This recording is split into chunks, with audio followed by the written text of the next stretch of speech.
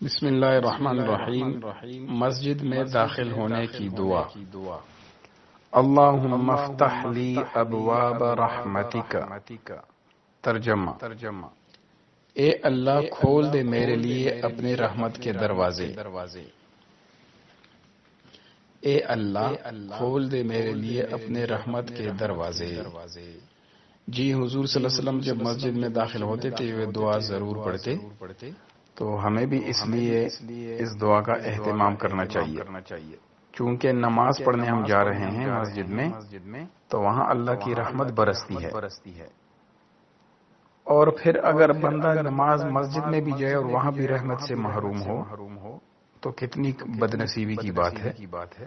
علی رضی اللہ عنہ کا قول ہے کہ اگر بندے کو پتہ چل جائے کہ نماز میں اس پر کتنی رحمتیں برس رہی ہیں تو بندہ کبھی نماز سے سلام پھیرے ہی نہ۔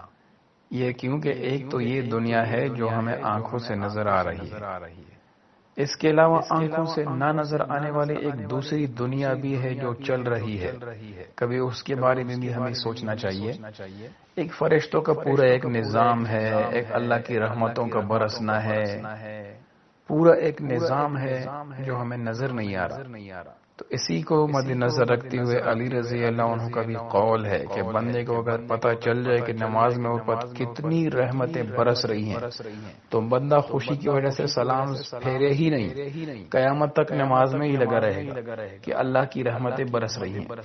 تو اس لیے ہمیں نماز بھی احتیاط سے اور آرام سے تعدیل ارکان کا اہتمام کرتے ہوئے آرام سے نماز ادا کرنی چاہیے۔